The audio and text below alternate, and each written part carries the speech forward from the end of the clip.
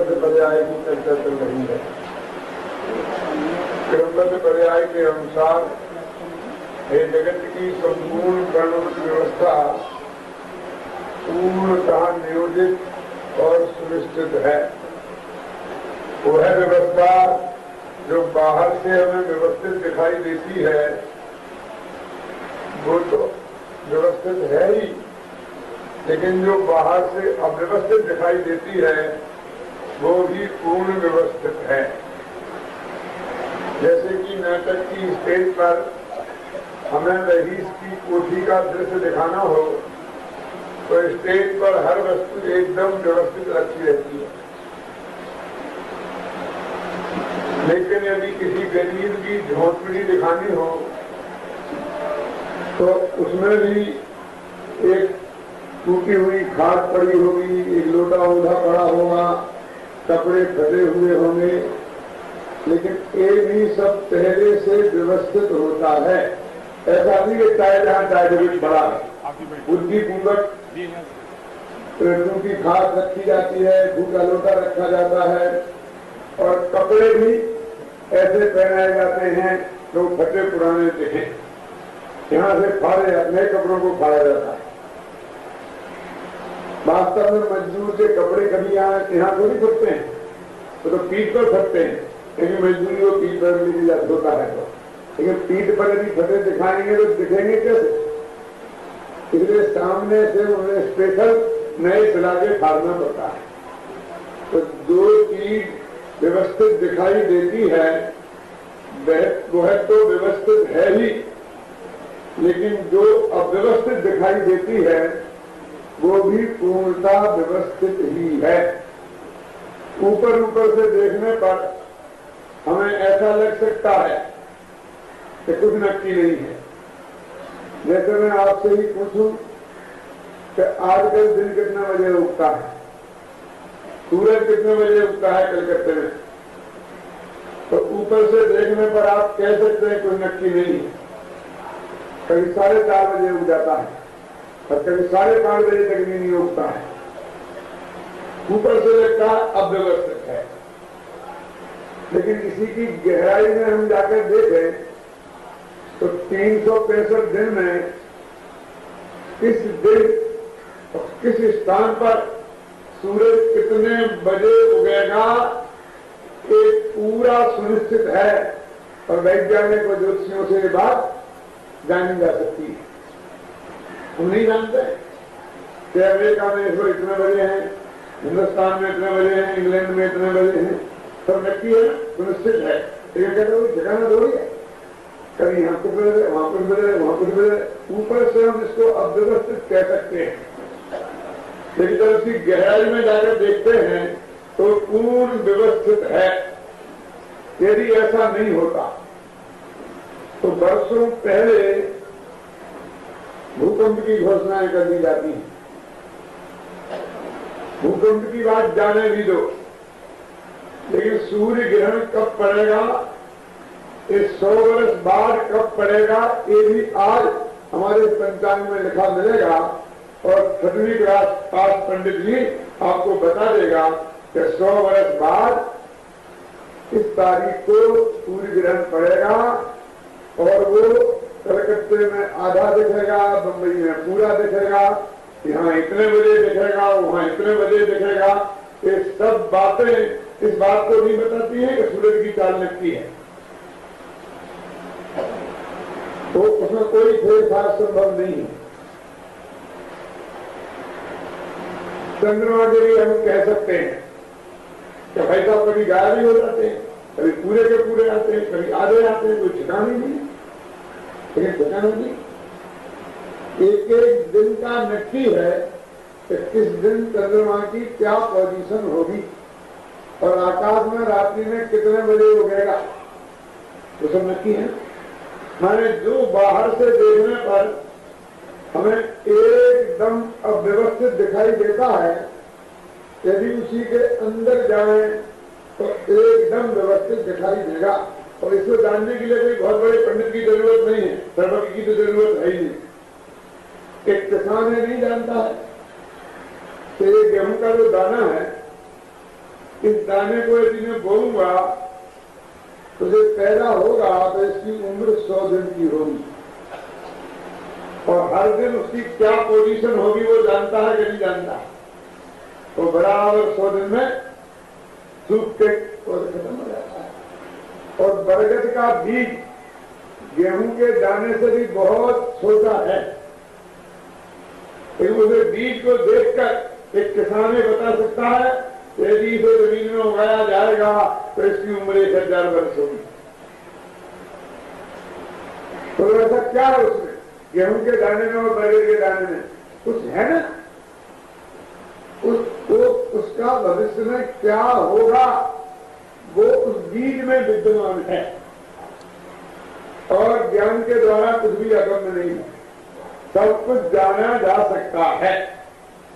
तो जब हम ऊपर ऊपर से देखते हैं तो ये जगत हमें अव्यवस्थित दिखाई देता है, लेकिन जब हम अंदर में गहराई से जाकर देखते हैं तो पूर्ण नियोजित और पूर्ण व्यवस्थित है। क्रमबद्ध पर्याय की सिद्धि के लिए सबसे बड़ा हेतु सर्वज्ञता का है। सर्वज्ञ का अर्थ ही होता है कि जो सबको जाने उसका नाम है सर्वज्ञ। यदि हमें सर्वज्ञ बनना है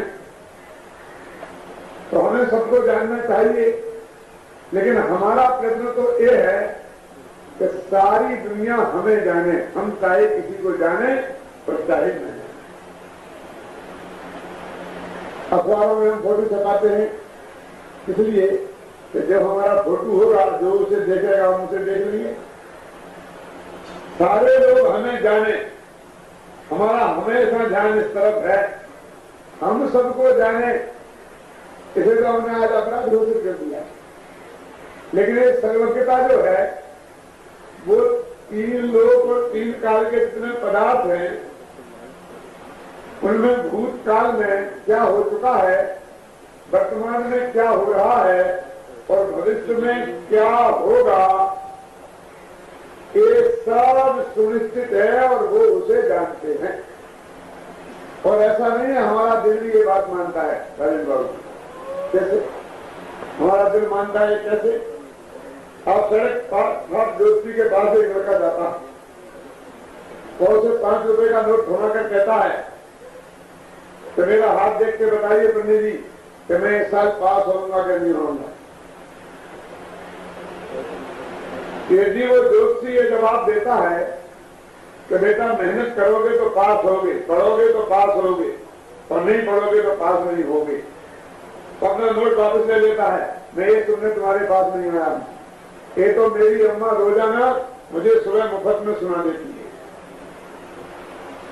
कि बेटा पढ़ोगे तो पास होगे और नहीं पढ़ोगे तो पास नहीं होगा। ये सुनने में के लिए मैंने 5 के नोट नहीं दी।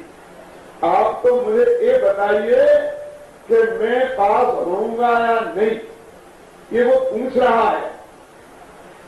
इसका मतलब ये है कि वो ये मानता है कि मैं पास होऊंगा कि नहीं, ये बात सुनिश्चित है पहले से, यदि उसके मन में विश्वास नहीं होता तो ऐसा क्यों पूछता है। जो जानता है नक्की है और ये भी मानता है कि जाना जा सकता है, तो पढ़ोगे तो पास हो गए, ये भी बता दो कि मैं पढ़ूंगा कि नहीं पढ़ूंगा। कहने का अर्थ यह है कि हमारा मन ये खुद कहता है कि सब कुछ भविष्य नक्की है। देखिए बड़े से बड़ा विद्वान आया, इसके व्याख्यान के लिए हम बहुत प्रश्न करते हैं, है ना, तब मुश्किल से लोग सुनने आते हैं। लेकिन अभी मैं आपका जरा हाथ देख के कहूं कि भाई साहब आपकी उम्र तो बहुत लंबी है, अरे तो मुझे आप भी जानते हैं, नहीं थोड़ा थोड़ा फिर देखिए आप कितनी लंबी लगने लगती है। मैं 100 रुपए का टिकट भी रख दूं तो भी चलेगा। और ऐसे बहुत से लोग अपनी दुकानें चला रहे हैं। क्यों? क्योंकि जगत का ये विश्वास कि भविष्य सुनिश्चित है और उसे जाना जा सकता है। भले ही मैं नहीं जानता हूं, लेकिन कोई ना कोई अवश्य जान सकता है, ऐसा इस लोक में कोई आदमी है।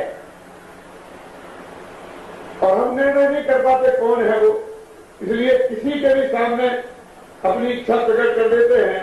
सवाल ये नहीं है कि वो बताता है वो सही है या गलत है, सवाल सिर्फ इतना है कि हमारा मन ये कहता है कि भविष्य नक्की है,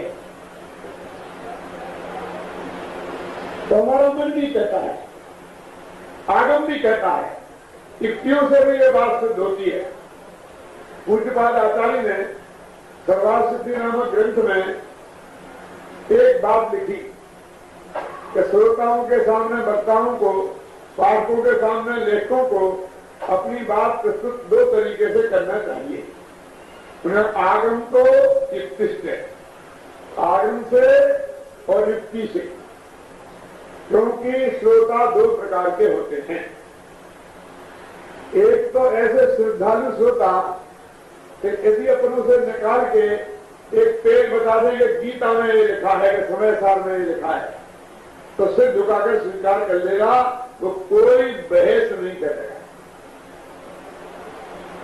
संस्कृत का एक श्लोक बोल दे और उसमें कहे कि हमने ये लिखा है, तो मान लेगा। वो संस्कृत का श्लोक किसने लिखा है? वो एक कवि था, 7 प्रश्नों में पारंगत था, तो कभी कवि से बहुत होते नहीं थे। क्यों? इससे कोई मतलब नहीं, संस्कृत में है ना। और हिंदी का दोहा बोले तो जरा कम विश्वसनीय हो जाता है, प्राकृत की गाथा बोले तो ज्यादा विश्वसनीय हो जाती है। कुछ श्रोता तो ऐसे होते हैं कि उन्हें आगम में से निकाल के बता दो कि ये बात यहाँ लिखी है, वो चुपचाप स्वीकार कर लेंगे।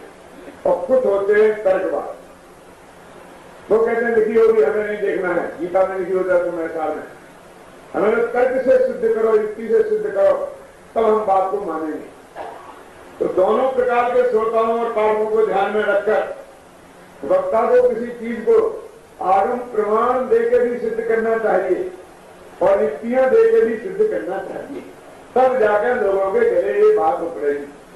क्रमबद्ध पर्याय के संदर्भ में ये बात और अधिक सटीक उतरती है, क्योंकि ये ऐसा सिद्धांत है कि ये पूरा सिद्धांत नहीं है। यदि ये हमारा ज्ञान में आ जाए, समझ में आ जाए, इसकी श्रद्धा हमें अंदर से बैठ जाए, तो हमारा जीवन चेंज हो सकता है। ये बहुत बड़ी चीज है, क्योंकि आज तक ये जीव, हर एक जीव ऐसा मान के चलता आ रहा है कि मैंने ये किया, मैंने ये किया, मैंने ये किया।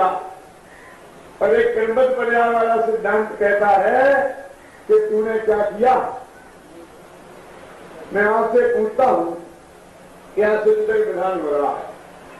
सत्य विधान किसने किया, कौन करा रहा है? सतीश भाई मेहनत कर रहे हैं, क्यों? आप लोगों ने कोशिश की है। तो मैं ये कहता हूं कि आप जरा कल्पना करो कि 2500 वर्ष पहले यदि भगवान महावीर से पूछा जाता तो वे ये बात बता सकते थे कि नहीं? उनके ज्ञान में ये बात आई होगी कि नहीं? कलकत्ता के फला जगह में ऐसा पंडाल बनेगा, एक चीज, क्यों? मैं आपको क्रमबद्ध पर्याय समझाऊंगा, आप यहाँ बैठे होंगे, ये बात महावीर जान सकते थे कि नहीं? आपका दिल कहता है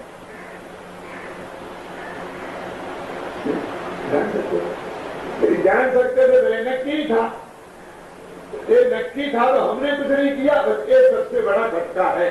तो कर्तृत्व के अभिमान में ग्रस्त लोग इस क्रमबद्ध पर्याय के सिद्धांत को आसानी से स्वीकार नहीं करते। यदि हम आगम के प्रमाण निकाल के दिखाएं तो आगम के श्रोतानु शुद्धा स्वीकार कर देंगे।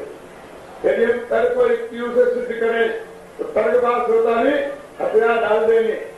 लेकिन भाई साहब, मानना तो अंदर की चीज है। ये बात कहना अलग बात है कि स्त्री पुत्र मकान जायदाद रुपया पैसा धन धान ये कोई मेरा नहीं है, मैं न किसी का, कोई न हमारा, ये गीत गा लेना अलग बात है। क्यों? और उनको ये मेरे नहीं है ये मानना अलग बात है ना। ऐसा क्रमबद्ध पर्याय का सिद्धांत समझ में नहीं आता है, बात नहीं समझ में तो आता है, लेकिन वो चित्त को स्वीकृत नहीं होता है। क्यों नहीं होता है कि वो हमारे जो कर्तृत्व के अभिमान पर चोट करता है।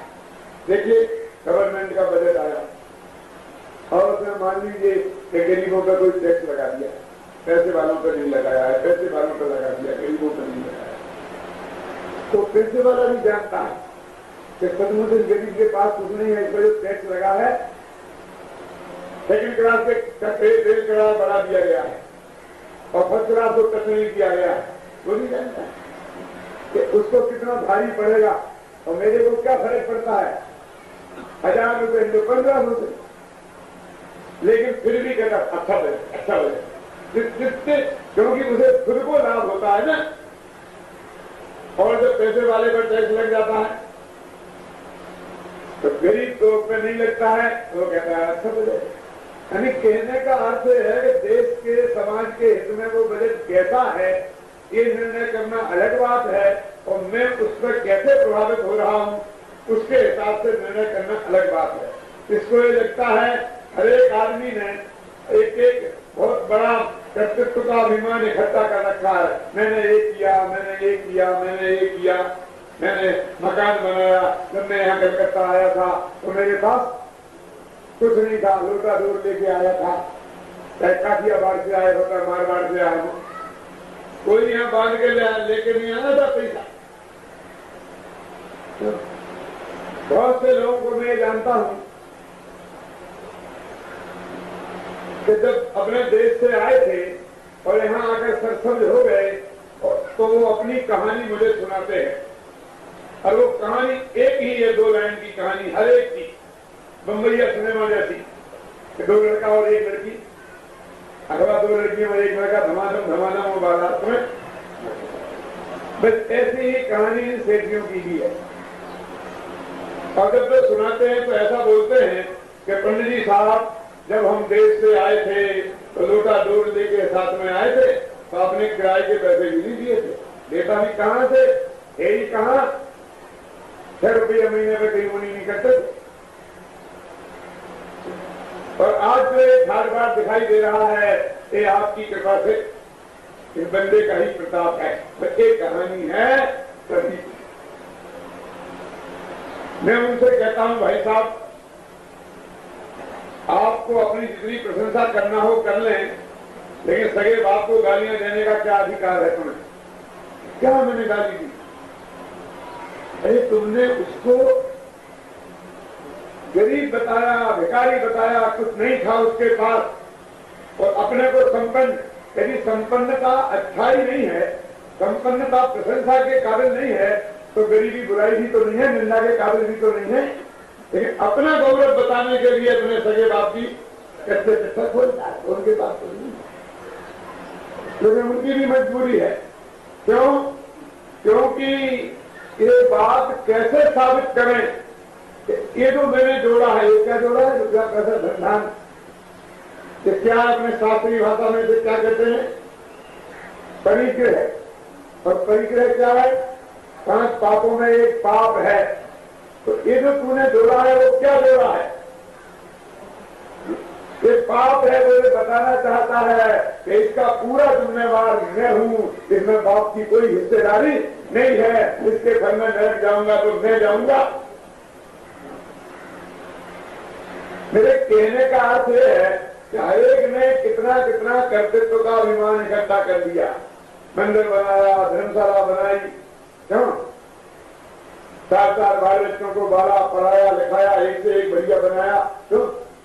ये सब मैंने किया। तो एक कर्तृत्व का अभिमान लिए बैठा है, यदि वो क्रमबद्ध पर्याय को स्वीकार करता है तो उस पर गहरी चोट पड़ती है, इसलिए वो स्वीकार नहीं करता। एक सिद्धि के 5 बच्चे थे, जब मैं उनके यहाँ गया तो मेरी 22 वर्ष की उम्र की सही घटना है राजधानी। तो बोले पंडित जी मैंने अपने बड़े लड़के को डॉक्टर बनाया, एकदम डॉक्टर है, दरवाजे पर लाइन लगती है, दूसरे लड़के को वकील बनाया, टॉप के वकीलों में नाम आता है उसका। तीसरे को ठंडे पानी में लगाया, वो भी किसी से पीछे नहीं है।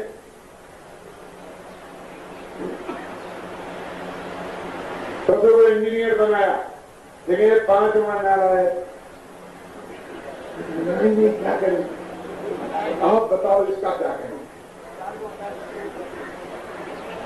मैंने कहा सेठ जी आपको तो 4 बच्चों को बनाने का अनुभव है और मैं तो अभी अनुभवी नहीं हूं, मेरे तो बच्चे ही नहीं देखे, सबकी सच्ची घटना है। तो मैं आपको क्या बताऊं कि बच्चे कैसे बनाए जाते हैं। आप मेरे से पूछते हो, मैं ये कहता हूं कि आपको इस बच्चे को अच्छा बनाना पड़ेगा। मैं क्या करूं, ये पढ़ता ही नहीं है। मैं कहा वो पढ़ता तो तुम क्या करते। वो 4 बच्चे अपनी योग्यता से अपनी मेहनत से अच्छे बन गए तो तुमने अपना अभिमान अपने माथे पर ले लिया। 5वां बेटा बिगड़ गया तो हाथ उठा दिए, तुम्हें क्या करना। यदि 4 बेटाओं को बनाने का अभिमान अपपुष्ट कर रखना चाहते हो तो 5वें बेटे को बिगाड़ने की जिम्मेवारी भी लो। यदि 5वें बेटे को बिगड़ने की जिम्मेवारी नहीं लेना चाहते हो तो 4 बेटों को अच्छा बनाने का अभिमान भी छोड़ना पड़ेगा। लेकिन हमारा जब काम बनता है तो कर्तृत्व का अभिमान लेके बैठ जाते हैं, जब बिगड़ता है तो मैं क्या करूंगा, जवाब करके छोड़ देते हैं।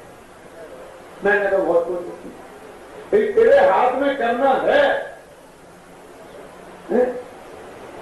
मैं आपसे एक बात कहता हूं कि आदिनाथ भगवान थे ना, उन्होंने सारी दुनिया को समझाया। मारी को तो नहीं समझा पाए, सगा पोता था। भरत बाहुबली को तो नहीं समझा पाए। मैं आपसे पूछना चाहता तो कौन कहता समझा नहीं पाए। उन्हें तो केवल ज्ञान हो गया, उन्हें तो मोक्ष हो गया। अरे भाई साहब जब वो लड़े थे तब की बात कहता हूं मैं आपसे।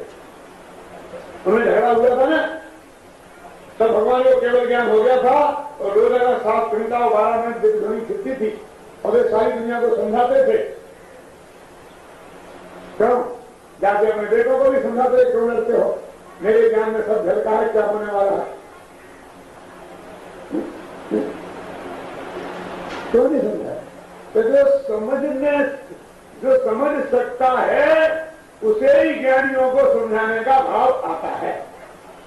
यदि उस वक्त उनको नहीं समझना था तो ऋषभदेव भी कुछ नहीं कर सकते है नहीं।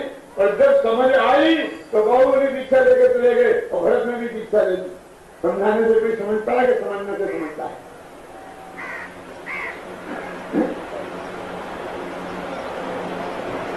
20-20 तीर्थंकर तो हमेशा ही रहते हैं। 170 तीर्थंकर भी कभी कभी एक साथ होते हैं, लेकिन 170 तीर्थंकर होते हैं तब भी 608 दिन लोग जाते हैं 6 महीना और 8 समय, और 20 होते हैं तब भी जाते हैं। क्यों भाई साहब, कितने ज्यादा समझाने वाले हो गए तो ज्यादा लोग समझ करके वो चले जाना चाहिए थे। लेकिन सबसे बड़ी दिक्कत है इसके कर्तृत्व का अभिमान जो इसने अपने माथे पर ओढ़ रखा है। हरेक ने अपना कुछ न कुछ अकाउंट बना रखा है। एक जी का 5 मंजिला मकान था, वे ऊपर चले, भाई मेरे पैरों में दर्द होता है, मैं हाथ का पेशेंट हूँ, ऊपर नहीं जाता तो नहीं करो साहब, धीरे धीरे चलना, खड़े खड़े होकर चलना। लेकिन मैं बहुत सोच रहा था कि गिरनार जी की यात्रा क्यों कराई जा रही है, समझ में नहीं आ रहा।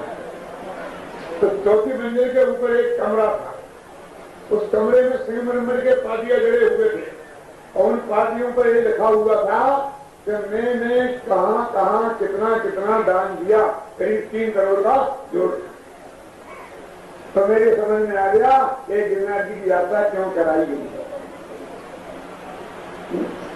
जब मैं देख के पूरा तो सेठ जी बोले चलो पंडित जी, कहा नीचे। मैंने कहा नहीं, नीचे जाने का क्या काम। अब तो मुझे वो कमरा भी देखना है कि जिस कमरे में आपने लेटरिन बाथरूम में जो बढ़िया संगमरमर जलाया है वो कितने का था, रोजीना सब्जियां कितनी आती हैं, कि बम्बई में आम की पेटियां आती हैं और 4 लाख के जगह लोग आम खा जाते हैं। वो सारा अकाउंट मुझे देखना है कि उस कमरे में ले चलो जहां उसका हो। क्यों ऐसे तो मैंने देखे थे कि जिनने दान दिया है, जिनने लिया था उनने पार्टियां लगाए थे, लेकिन जिनने दिया था उनने अपने घर में पार्टियां लगाए थे, पहली दफे देखा था। मेरे भाई साहब पंडित जी उसका भी हिसाब रखा जाता है। मैंने कहा ठीक कहते हो, पुण्य तो हिसाब से किया है इसलिए उसका हिसाब रखा जाता है, तो पाप को बेहिसाब किया है उसका क्या हिसाब रखना।